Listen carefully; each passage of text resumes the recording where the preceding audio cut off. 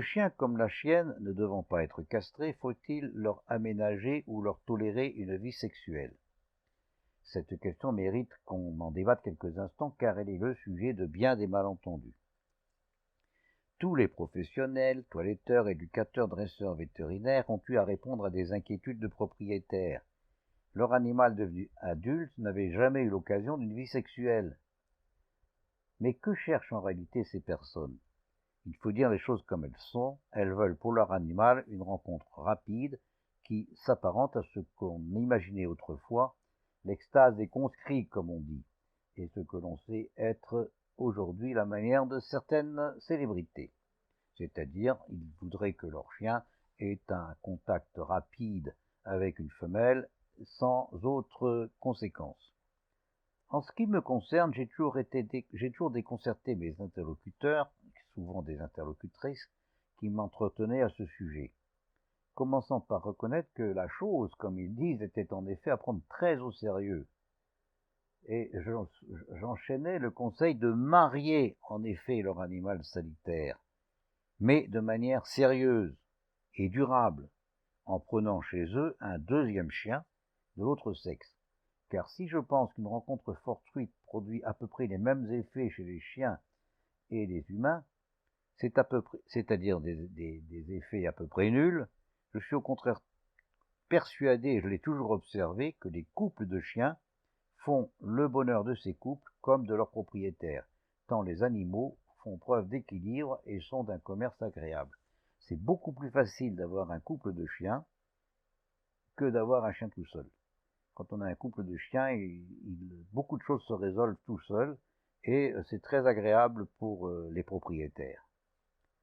Maintenant, cette vie sexuelle jusqu'où? Disons-le tout de suite, la civilisation ayant pour effet de réduire de façon drastique la mortalité infantile, ce qui est vrai pour les humains est vrai aussi pour les animaux, le contrôle des naissances y est dans tous les cas une absolue nécessité. C'est une question de bon sens. Et cela vaut bien sûr pour l'ensemble de nos animaux de compagnie, y compris nos poissons dans l'aquarium.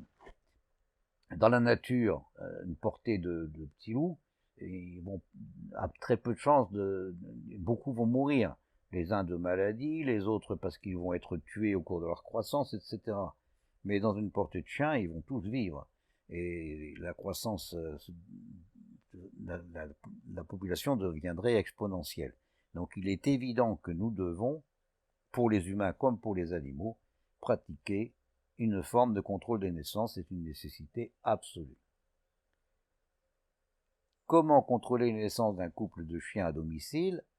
La première manière est de tenir séparés les membres du couple au moment des chaleurs de la chienne.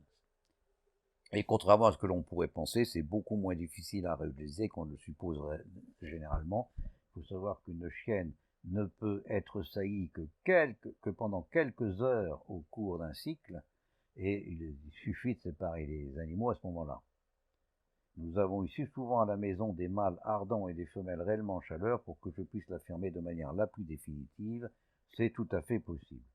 Bon, une solution plus raisonnable, évidemment, c'est de stériliser.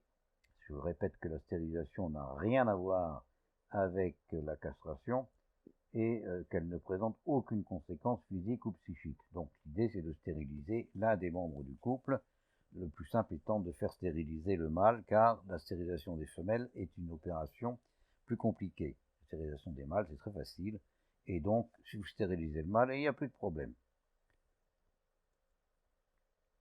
Mais avant d'en arriver là, une question se pose, est-il souhaitable que la chienne ait oui ou non déporté au cours de sa vie?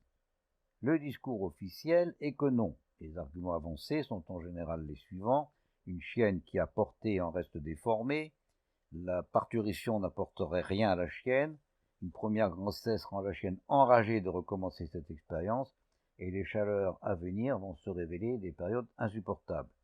Une autre idée répandue est que la chienne n'est pas ensuite accouplée très régulièrement, elle fera des grossesses nerveuses. Tous ces faits sont faux. Or, ces arguments ont tous en commun d'être faux. Les chiens ne sont pas déformés par des grossesses raisonnables, c'est même exactement le contraire, et de nombreux éleveurs le savent, qui font accoupler, sans qu'on le sache, des femelles très jeunes, car ils observent que les phénomènes hormonaux liés à la maternité vont dans le sens d'un développement plus harmonieux et plus complet de l'organisme. Au contraire de ce que l'on pourrait croire, de très nombreuses championnes de beauté sont en réalité de jeunes mères, bien finies par une première maternité. Mais ça, c'est un vrai secret d'élevage. Ce que je viens de dire suffit à démontrer qu'une maternité est physiquement bénéfique. Mais elle l'est aussi sur le plan psychique. Les hormones libérées, notamment après la mise bas et au moment des tétées, sont pour l'animal une source réelle de bien-être et sans doute une occasion de modification dans un sens positif et durable du caractère et du comportement.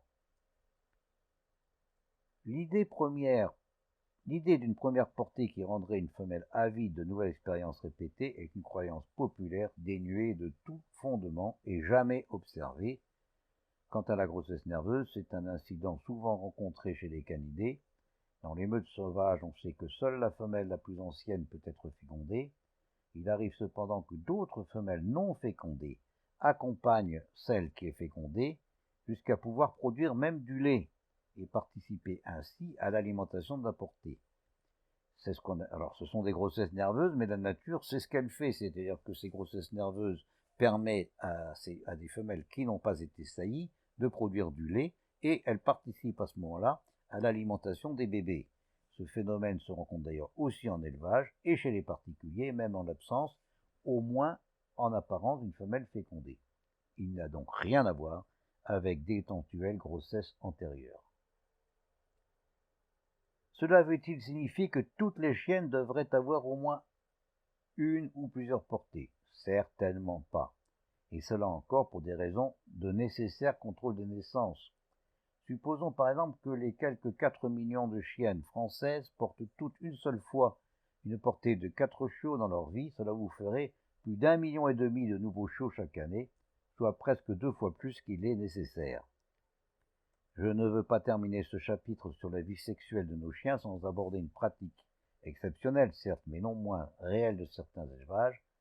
Normalement, une chienne qui est prête pour l'accouplement accepte ou même sollicite le mâle qu'on lui présente. Mais ce n'est pas toujours le cas. Or, il se produit que le propriétaire, pour une raison ou pour une autre, veut absolument que la saillie ait lieu, et qu'elle ait lieu avec le mâle choisi par lui.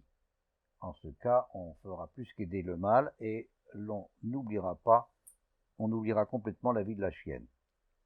Est-ce acceptable? Jusqu'à quel point?